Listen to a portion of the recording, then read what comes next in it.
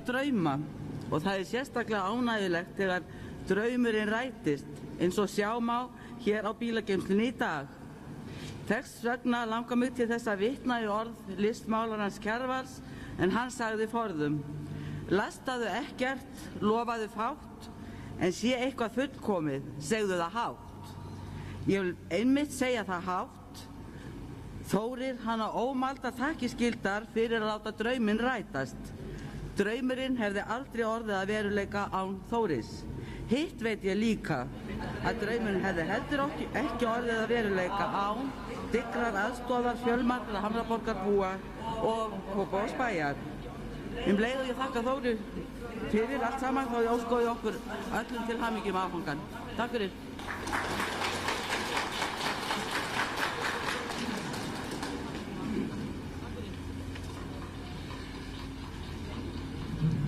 Bæjarstjóri, formaður bæjarráðs, Hamraborgarbúar og aðrir gestir.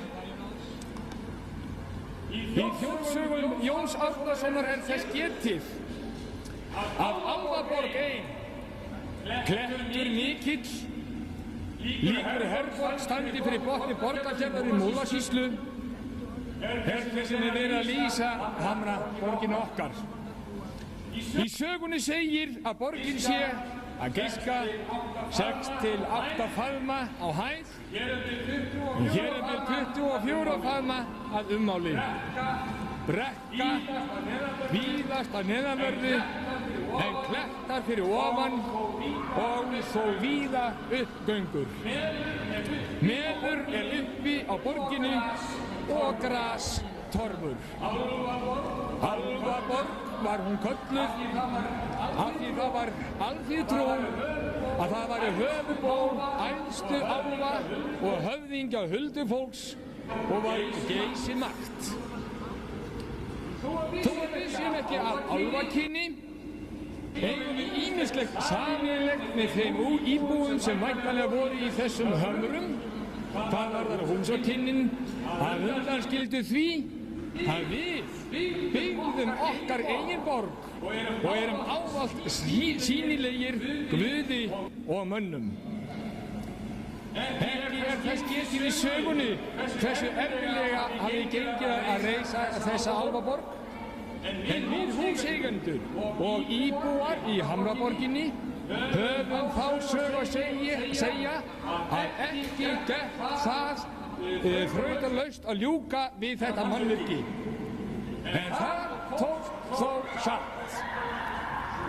Þann 27.9.1972 voru undirritaðir samningar á milli byggingaraðila og bæjarstjórnar Kópavogskjörstaðar með byggingu þessa húss og bílastæði undir því og einnig var kveðið á reglur nýtingu þeirra. 16. maí 1975 var stofnað félag húseigenda fyrsta áfangamýbæri í Kópavogi sem var húsfélag með byggingaraðilum og þeim húseigendum höfðu fengið íbúðir sínar afhentar. Síðan voru haldnir margir árangurslausir húsfélagsfundir og lagðist þetta húsfélag niður, þar að segja starf þess lagðist niður 24.3.1987. Þann 27. september 1992 var haldinn þá almennur undirbúnings stofnfundur Hamraborgarráðsins þar sem markmiðið var að taka yfir starfsemi húsfélagsins og gæta hagsmuna húseigenda í bifreiðageymslunum og víðar samkvæmt gildandi lög og þar Það hafa einnig verið sett upp öryggis- og eftirlitsmyndavélakerfi alla geymslurnar sem þegar hefur borið umtalsverðan árangur.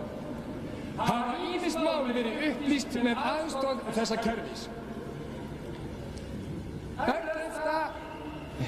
11. október 1992 þá var framhaldsaðalfundur eða framhaldsstofnfundur Hamraborgarráðsins haldinn af húseigendum og reglur húsfélagsins samþykktar. Og þann 7. maí 1993 tóku samningur á milli Hamraborgarráðsins og Kópavogskjörstaðar viðhaldsframkvæmdir í bílageymslunum og geislagarðinum sem hér uppi við. Ber Kópavogskaupstaður 55% hluta af kostnaðinum og húseigendur 45%. Enda sá Kópavogskaupstaður allar framkvæmdir og eftirlit með þeim. Eiga starfsmenn Kópavogskaupstaðar því hrós og þakkir skilið fyrir þeirra frammistöðu í þessum framkvæmdum og ná þannig fram sanngjörnum sjónarmiðum okkar sem við teljum að hafa verið öllum til framdráttar bæði húseigendum og stjórnvöldum.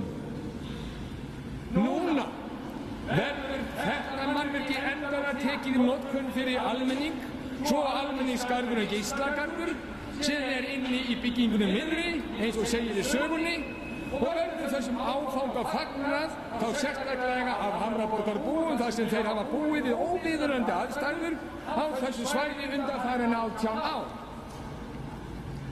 Var bílageymslunni hér áður fyrr líkt við Harlem, hið þekkta hverfi í New York þar sem innbrot og skemmtir voru tíðar. En nú þetta liðin tíð.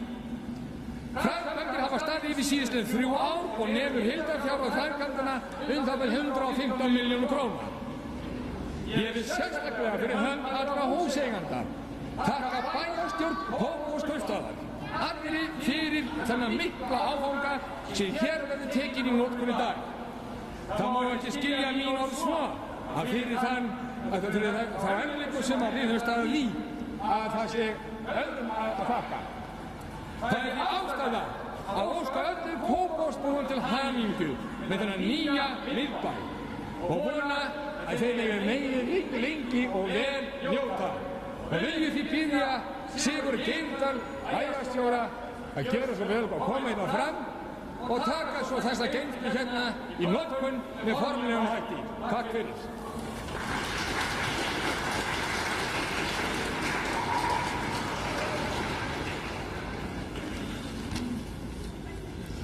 Hamraborgarráð, Hamraborgarbúar og aðrir góðir gestir.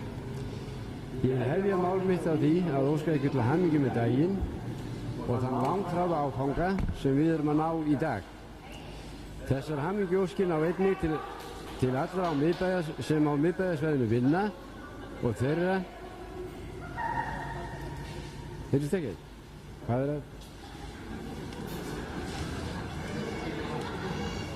Það var það.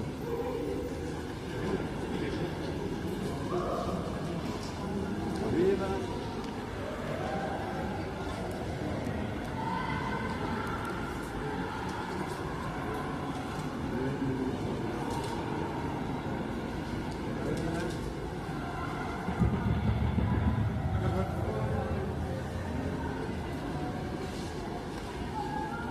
Hamraborgarráð, Hamraborgarbúar og aðrir góðir gestir.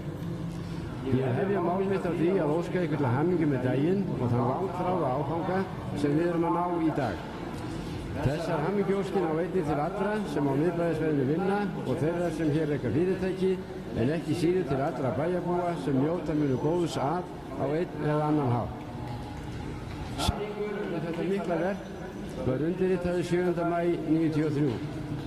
Aðdraganda og undirbúningsvinnu þeirrar undirritunar má í raun kalla fyrsta áfangan og eftir vill þann erfiðasta og vandasamasta, enda ekki að smá verkefni á ferðinni. Stofnun Hamraborgarráðsins sem eins lögaðila fyrir hönd eiganda var grundvöllurinn fyrir því að mögulegt væri að gera slíkan samning. Eignarhlutfall og hver átti að borga hvað ætla ég ekki að hafa mörg orð. Sú umræða fór fram við samningsgerðinni. En fréttabréfið Hamraborgin metur þetta í 9. tölublaði sem útkom 11. maí 1993 eða skömmu eftir undirritun samninga og þar segir stórum stöfum á forsíðu: samningar tókust, við greiðum 45% í stað 82%. Og einnig segir 18 ára martröð er lokið. Þið getið því þakka samningamönnum ykkar fyrir mikla og vandaða vinnu og frábæran árangur. Ég til með ekki halla á neitt þó ég nefni sérstaklega Þóri Steingrímsson í því sambandi. Hann var erfiður, en heiðarlegur og ef til vill fyrst og fremst duglegur fyrir ykkar hönd.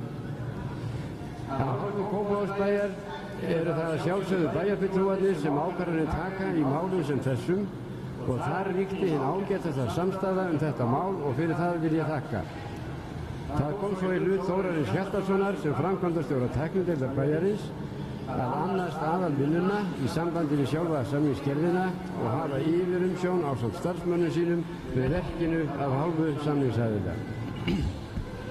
Ég vil við þetta tækifæri þakka þeim báðum, Þórarni Hjartarsyni og Þóri Steingrímssyni, fyrir þeirra þátt í því að við erum að fagna þessum áfanga í dag. Hér sannarlega miklu verki lokið og merkum áfanga náð. Og án þess að ég ætli að fara að lýsa því að nokkru marki vil ég aðeins nefna að kostnaður við þetta verk nú 115 milljónir króna. Þar að fara 78 milljónir í bílastæðin en 37 í geislagarðin. Af þessum 115 milljónum greiðir Kópavogsbær 80 milljónir en aðilar af Hamraborgarráðinu 35 milljónir.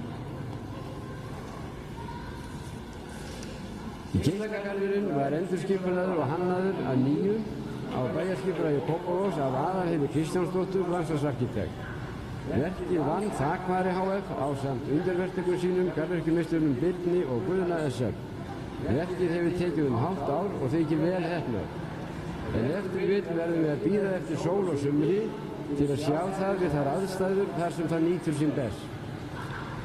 Á bílageymslunum sjálfum hafa farið fram gagngerar endurbætur þar við að ræða 270 bílastæði fyrir 212 íbúðir og fjölmörg þjónustufyrirtæki á svæðinu og viðskiptavini þeirra. Verkfræði þátt verksins annaðist Línuhönnun HF, það mat á ástandi bílageymslunar, tillögur þær úrbætur sem æskilegar væru og hafði síðan eftirlit með verkinu. Fyrirtæki Heimir HF annaði síðan verklegu hliðina, steypti ný gólf í alla geymsluna, viðgerð á veggjum og lofti, endurnýjun rafmagns og lýsingar og málningu og svo framvegis. Og svo framvegis segi ég af því að ég gleymi eflaust einhverju, en ég var að vona að þessi upptalning næði til þess að öllum væri ljóst að hér ekkert hálf kák á ferðinni. Hér var farið af stað með því hugafari að gera það sem gera þyrfti og gera það vel. Ég vil færa öllum þeim sem að þessari framkvæmd stóðu bestu þakkir fyrir velunni störf og fyrir gott samstarf. Við skulum hverfa nokkur ár aftur í tímann og minnast þess hvernig þá var hér umhorf.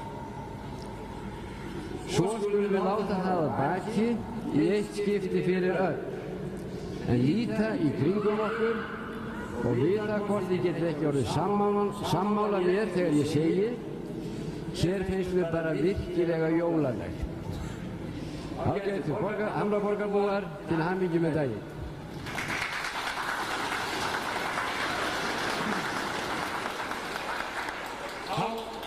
Langar mig að biðja fulltrúa bæjarstjórnar að koma hérna og taka við skærunum og labba svo menni hérna af andrunni og klippa á græna borðan og hleypa þannig umferðinni í gegn.